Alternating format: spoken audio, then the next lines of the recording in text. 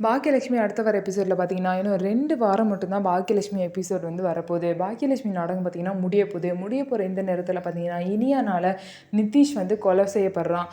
இனியா வந்து எதார்த்தமா தள்ளி விடுவாங்க.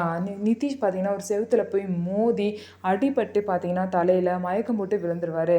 ஆனால் பார்த்தீங்க அப்படின்னா, நிதிஷ்க்கு உயிரே போயிருக்கும். இதனால இனியா என்ன பண்ணுறதுனே தெரியாமல் வீட்டில் வந்து எல்லா உண்மையுமே சொல்லிடுவாங்க. இதுக்கப்புறம் பார்த்தீங்க அப்படின்னா, இனியாவை பிடிக்கிறதுக்கு வந்து போலீஸ் வந்து வந்துட்டுருக்காங்க. உடனே கோபி வந்து நீ வந்து எல்லாமே இங்கேருந்து கிளம்புங்க இனியாவை கூட்டிகிட்டு அப்படின்னு சொல்லிட்டு ஒரு காரில் வந்து அமுச்சு வச்சிடுறாங்க. ஆனால் இனியா வந்து நானே போய் போலீஸில் சரண்டர் ஆயிடுறேன்னு சொல்லுவாங்க. ஆனால் நான் பார்த்துக்கிறேன்னு சொல்லிட்டு கோபி எல்லாரையும் அனுப்பி வச்சுட்டு கோபி பார்த்திங்க அப்படின்னா போலீஸ் ஸ்டேஷனுக்கு போயிடுவார். எங்கே உன் மகன் எங்கள் மகன் என் மகளை எங்கே ஒழிச்சு வச்சிருக்கேன்னு சொல்லிட்டு போலீஸ் வந்து கோபியை அடிப்பாங்க. உடனே வந்து இனியாவுக்கும் இதுக்கும் எந்த சம்மந்தமும் இல்லை, நான் தான் நிதிஷை கொலை பண்ணேன்னு சொல்லிட்டு கோபி தாமையில் பழிய போட்டுப்பாரு.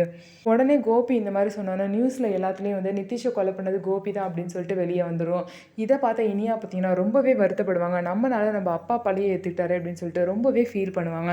இதிலேருந்து கோபியை பாக்கியை எப்படி வெளியே கொண்டு வர போகிறாங்க, நிதிஷோட கேஸ் என்ன ஆக போகுது அப்படிங்கிறத பொறுத்திருந்து பார்க்கலாம். நம்ம வீடியோ உங்களுக்கு பிடிச்சிருந்தா நம்ம வீடியோவை லைக் பண்ணிக்கோங்க. அதுக்கப்புறம் மறக்காமல் நம்மளோட சேனலை சப்ஸ்கிரைப் பண்ணிவிட்டு பாருங்கள்.